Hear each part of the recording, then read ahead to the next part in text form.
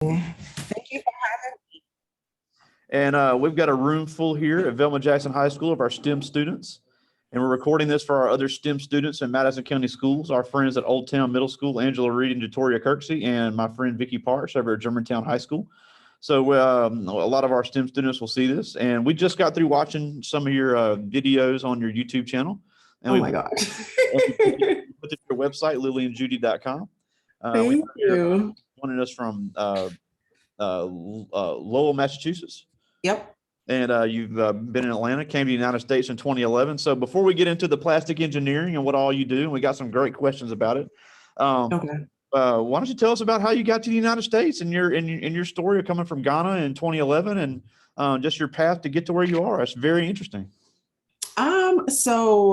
Thank you first of all, and hi everyone. Thank you guys so much for watching my YouTube channel. So my journey from Ghana I was lucky enough to get the opportunity to go to college outside of Ghana. So I attended high school in Ghana. It was a boarding school. Most of the high schools that you attend in Ghana are boarding schools. And so my school was an international school. And so they create opportunities for you to go to college outside of the country. Wow. And so my options at the time was either America, the UK, or Canada. And I had family here in America. So I was like, okay, that's a better option. I looked up scholarships, and then the school that gave me the best scholarship is where I ended up. And that's really how I came here. It was pretty simple. And I would say that because it's a huge expense to my family. The family had to have a conversation like, okay, this is an investment in Lilian. Do you guys think we should go with it? Do you think we shouldn't? So it was like a huge conversation because it's not like we don't spend dollars in Ghana, we spend cities. So converting that, it takes more cities to pay bills in Ghana. It takes more cities to pay dollars. So it was like a huge expense that I think the family had to agree on. And I was lucky enough to, get the go ahead, and I ended up here. That's amazing. And know what school in Atlanta did you go to? So I went to, I didn't go to school in Atlanta. Is that what you said? Oh yeah, yeah. No, so when I came here, I went to school in Florida. Okay. Yeah, it was Florida Institute of Technology. Oh, cool. Yeah. Yeah, Florida Tech. Yeah, well, Yep. yeah, very familiar with Florida Tech. So that's really cool. So then, you got a degree in chemical engineering. That was the goal. So the goal was to pursue a degree in chemical engineering, a bachelor's. And I would say a mixture of culture shock, being 18, coming to a foreign country, being on my own. A lot of things happened. Things didn't go according to plan. I started failing my classes. And it was very different because I was one of the strongest students in maths and science, in maths, chemistry, physics in high school. So I thought it was going to be a breeze. But then when I came to Florida and I started failing my courses, I'm like, am I just not strong enough? Am I, imposter syndrome, which is something that we all experience at different stages in life. It started like kicking in, and I got suspended. Actually, yeah. So my story, if it's not glamorous at all. It's really a story, I would say, of redemption. So in Florida, when everything was just not going well, getting a dismissal letter eventually because of my grades, losing my scholarship, we went back, the family came back together and said, okay, Lilian, this wasn't the plan. So what do we do now? And they wanted to, kind of take me back to Ghana. But I was lucky enough to have an auntie who lives in Massachusetts, who is a career counselor. And she was like, why don't you let her start all over? So I came here to Massachusetts and I went to a community college. And then, yeah. That's awesome. And Mississippi has a great community college program as well. And it's amazing how many great STEM jobs can come out of community college. It's, you don't have to go to the super expensive four-year university. There are great jobs that you can get with a one-year certificate or a two-year associates that are very much needed, especially for women and minorities. I know you're very passionate about that, and we'll get to that in a second. But I think we may have some questions, just in general about what plastic engineers do. We had a plastic engineer with us, Ashley, Tuesday. Okay. That here at the we have a Nissan plant here in the area, and they build the plastic parts for the vehicles with the steps and the interiors and things like that. So why don't you give us a rundown of what plastic engineers do and what all you do as far as the plastic and the polymers and all the materials. And I know we also saw your video of the liquid nitrogen. That was pretty cool. So you get to deal with a lot of cool stuff. Yeah. So basically, I think, and I don't know how many students know what plastics engineering is, but before I got into plastics engineering, I didn't know what it was. I didn't know there was a whole field called plastics engineering. And so I kind of run into the dean of the plastics engineering department when I was doing my college tour. And he just pulled me into his office and asked me, like, do I want to do plastics engineering? I was like, I don't know what it is. I just know what a plastic is. I know what a plastic bottle is. I didn't know there was more to it. And he explained how there's a plastic or polymer in everything you see around you. You can pick up something, the smallest of things. There is a plastic in the process to making that. And so I like to sum plastics engineering as a process where you design, you manufacture and make plastic parts, because the industry itself is very broad. So you can't really, what I'm doing in the biomanufacturing industry is very different from what someone is doing in the consumer packaging industry. So my very first co-op was in a company called Nipro, and it was in packaging. So I was making, basic things like coffee creamers, the cup that is sitting on the coffee creamers. Yeah. So, so my day-to-day job was literally just me playing around with, we bought like 20 bottles of coffee creamers, and we had to do like a test where we were opening and closing the lids to see how weak the hinges are. Wow. And it's fun stuff like that. Yeah, that's what really solidified my interest in plastics engineering. And you can do that. You can also move into the medical device industry, where you make the devices that they use to in surgery, basically. And there's so many things. And for me, my job currently, I have worked in the plastic packaging industry. I have also worked in the research and development industry in the rubber company, where we were working with car tires. So we were trying to make the next generation of car tires. So my tests included running, like, for example, I forget what the name of the machine is, but it basically it kind of simulates how often the tires wear per use. So doing calculations like that and knowing that what I'm doing actually applies to my everyday life is what really keeps my interest in plastics engineering. And in the biopharmaceutical industry that I'm in right now, I am an applications engineer, and my company makes fluoropolymer bags. And so our bags can withstand really cold temperatures. Wow. And the bags are made to store things like vaccines, blood, so many things. And so my day-to-day job is to find like different applications for that. I run product testing. I run, that's where the liquid nitrogen comes in, because I always have to, simulate. For example, I did a company video where I had to simulate the drop.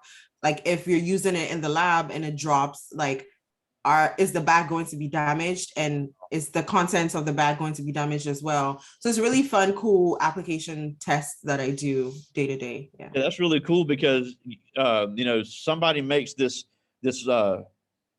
material, but you have to be able to transport that material. There has to be a material to carry the material that's going to be strong enough to withstand not only the acidity of the product, but to be able to withstand weather and wear and tear. If it's going across the world on vaccines, it's going to have to be able to travel for a long time and make sure.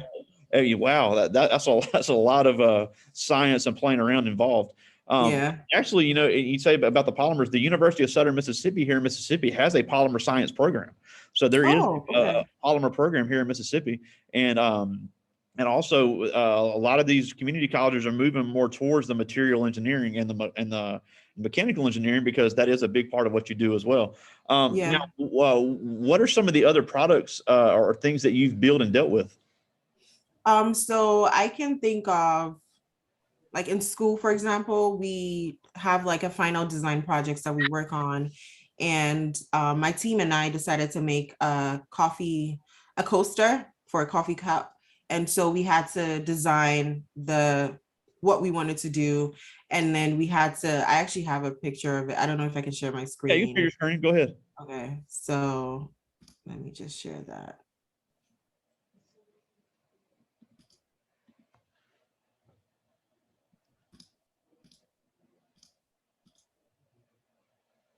Okay, I don't think it's allowing me to share my screen, but Yeah, that's okay. I have it set where you can. Okay, great. All right.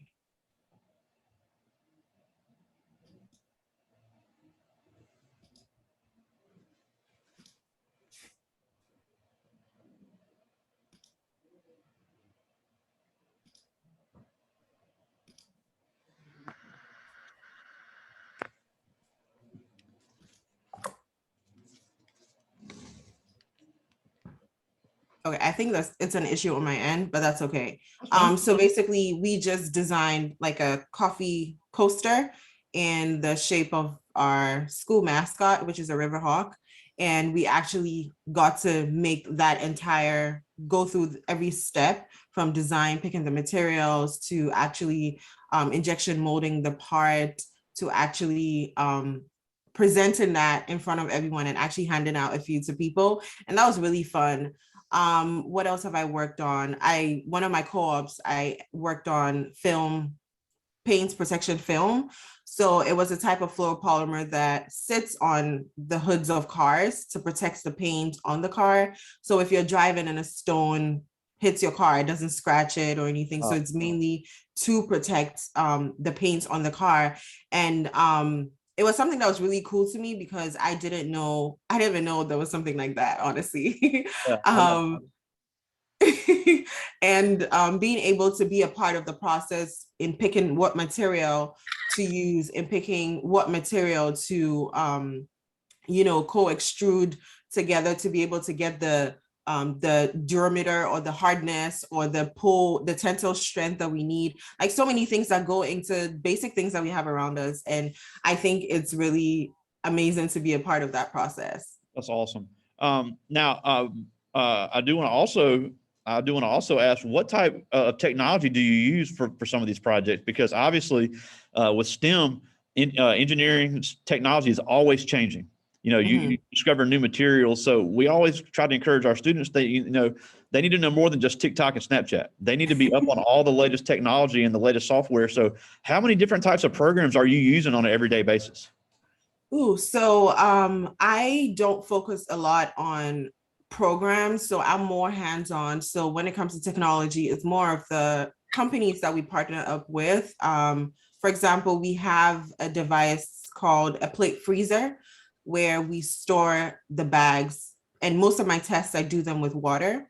So I fill the bags with water, put it in a cassette, and then that cassette goes in a plate freezer. It's literally just two metal plates that compress the cassette together, and it runs a cycle of running cold water and then freezing it to very cold temperatures, and then that same system then warms up the bags. And we do that because we need to simulate how it would be run in different industries.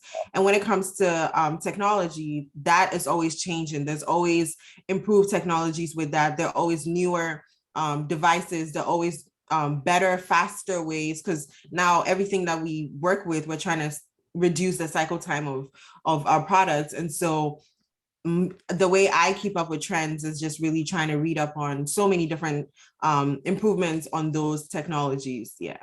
Wow. Oh, before I get to some of these questions, I do also want to talk about you have a great video and you're very passionate about the diversity of the STEM fields with females and people of color. And everybody that I have here with me right now is a young Black student. We have a couple of females watching with us. And a lot of the people that are going to see this later are going to be females and minorities. And I know you have a couple of great videos. You talk about the imposter syndrome. you have some alarming statistics about the amount of STEM jobs that females and Black people have in the area, and especially with it being Black History Month. Talk a little bit about that and how important it is to change that trend and the representation that is needed in the STEM fields. Yeah, so it really stemmed from my personal experience in college.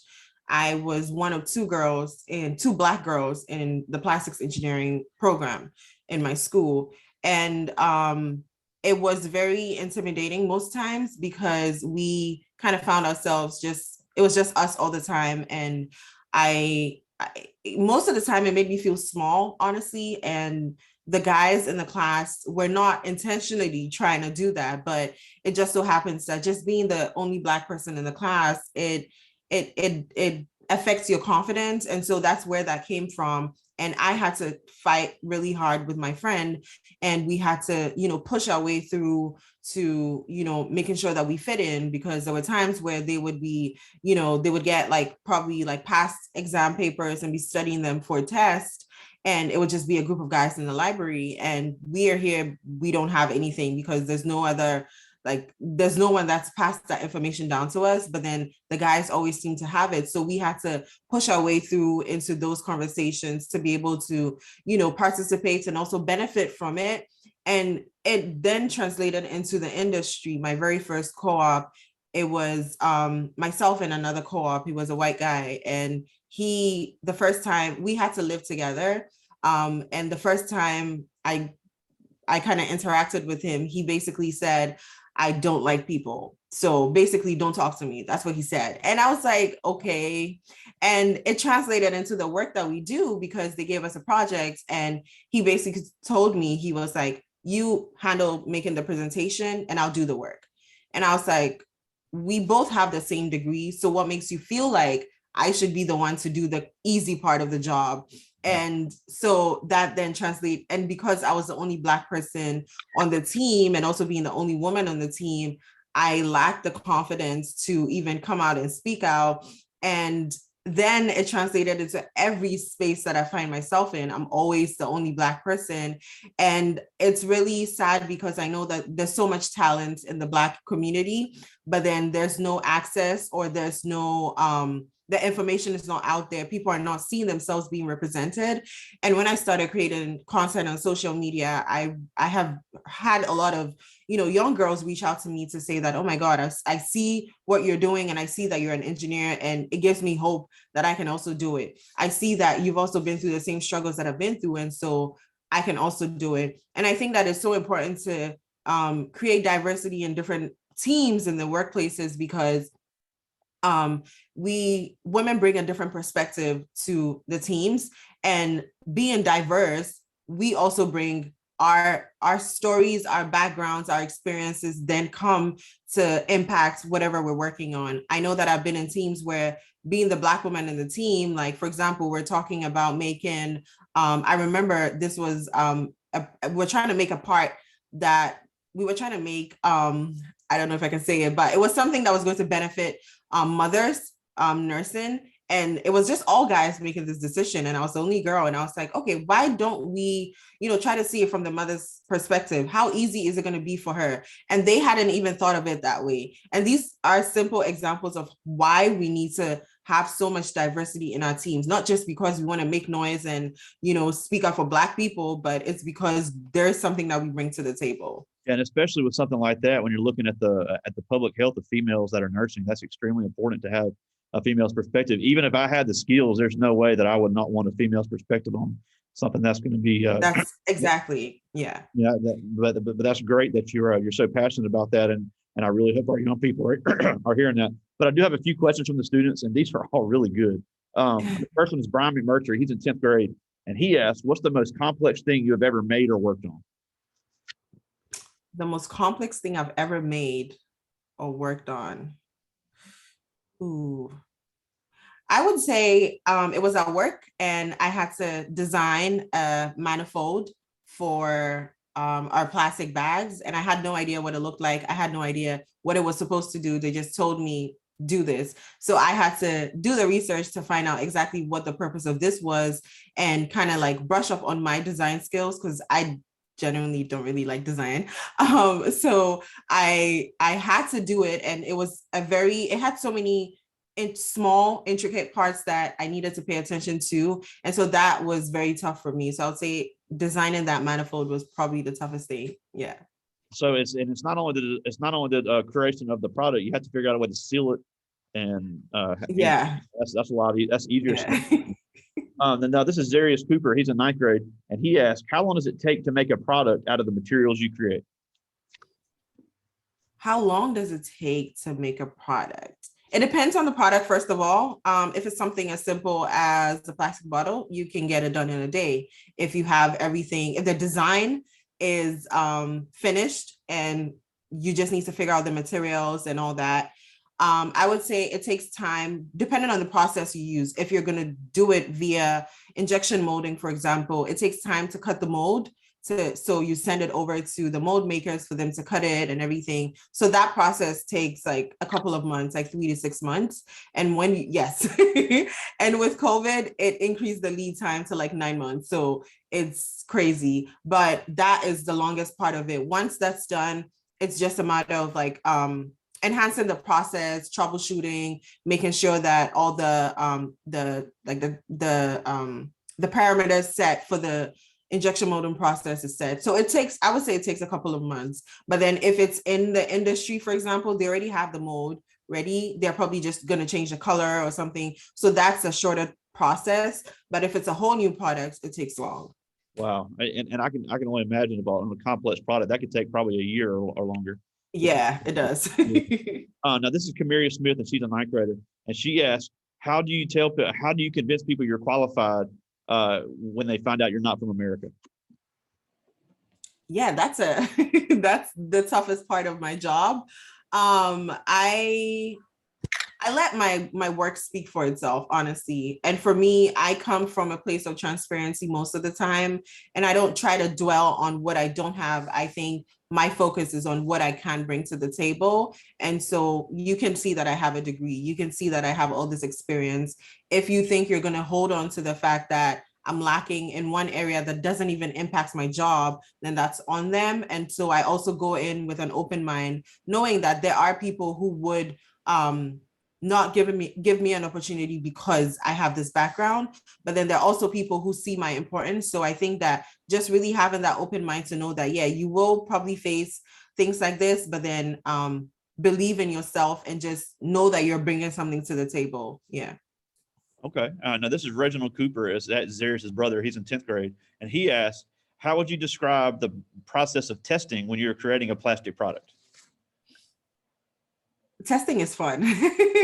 So testing is done mostly after the part has been made, and testing is I think it's the core of engineering. It's problem solving, because there are different types of testing. Most of the time, the testing that I'm doing is with, a product out there. For example, my current job, I get requests from our customers saying, okay, we have this plastic bag and we want to fill it to, let's say, 500 ml. But then 500 ml causes the bag to bulge up. So can we do it at 350 ml? So I'm like, okay, I take the bag and I do something as basic as that. Just fill it to 350, freeze it, put it in the cassette, make sure it doesn't bulge up. That's a simple part. But then when you're doing testing, like actual hands-on testing, for example, like a tensile test or something, it's complicated, because when it doesn't work out, you have to figure out what part of the process didn't work out and then work backwards. So I think honestly, that's the best part. I love testing. Yeah. Yeah, and I'm glad you said that, because, with all these kids, and I think I can speak for the other teachers that'll see this later, is that a lot of these kids, we talk about the engineering design process. We talked about that from the day one in STEM, but they want to get it right the first time. And that never happens. Yeah. The testing and the retesting and the changing, the prototypes, all that stuff comes into play in plastic engineering and across all engineering. Getting it right the first time almost never happens in engineering. And I think it's important for our students to realize that you're right. This testing is the fun part, but that's the part where you make the improvements to make sure everything works. Yeah. Yeah. And it's honestly, I think I say this all the time. If it doesn't work, don't be worried. Like, I know that when I started my job, we were trying to release a product, and I was at the job for a year and a half, and we made progress to the very end where we were about to get it qualified, and then we found out there was a simple problem with it, and we had to go all the way back to the very beginning. So it felt like a whole year has been wasted doing nothing. But then we also, the beauty of it is you learn so much about the product you're working on. So now it makes it, you can move through the problem easier, if that makes sense. I feel like there's always a learning curve to it. And it builds up your confidence as well, because then you've worked on it, you failed, you've worked on it, you failed, and now you're confident enough to know that, okay, I can actually do this easily. That's awesome. Just got one more from the students. This is Jay Ashton Williams. He's in 9th grade. And he asked, how long did it take you to realize you wanted to be an engineer?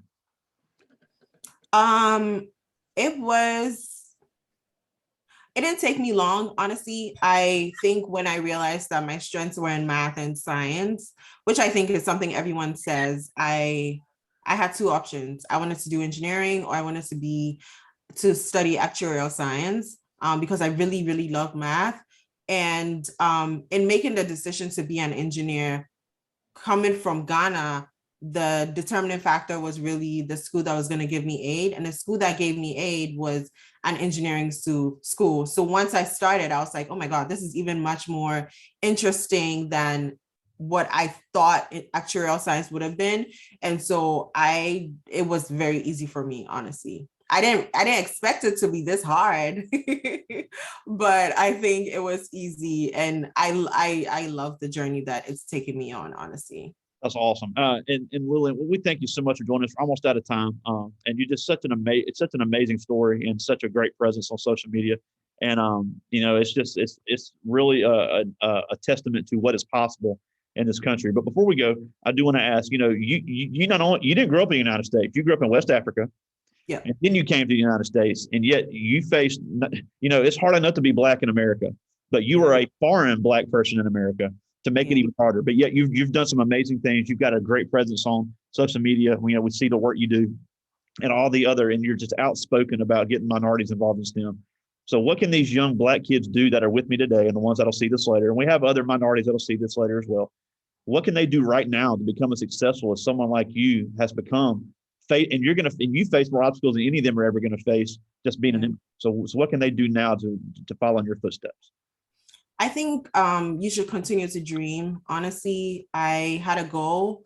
I didn't know it was going to take so much struggle or so much pain to get there. But for me, I have realized that there's power in my story. And so I'll tell you, continue to dream, but be proactive, reach out to people. The biggest thing that I think I've learned on my journey is reaching out to people. I send cold emails, I DM people randomly, I message people. Just putting yourself out there really gets results. And I sit here and I'm on the board for the Society of Plastics Engineers, and I never thought I could ever do that, but it's because I took a step, is because I made a move. You can't just sit there and expect things to happen for you. We already have challenges as a people. And so I think that once you know that, and you make sure that you're going to beat the status quo, you're going to get where you want to get to. So definitely that's the advice I can give you. That's awesome. And again, thank you so much for joining us. Lilianjudy.com is her website. She's got all of her social media links. Great YouTube channel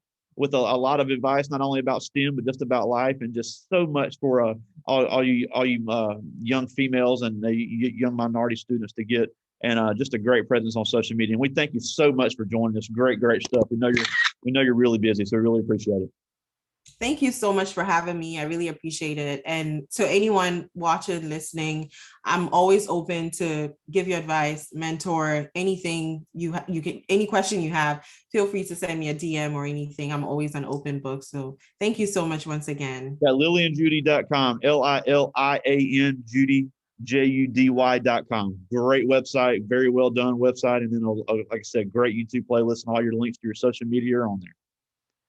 Thank you. All right. Thank you for joining us from the East Coast today, my friend. Have a nice day. All right, you too.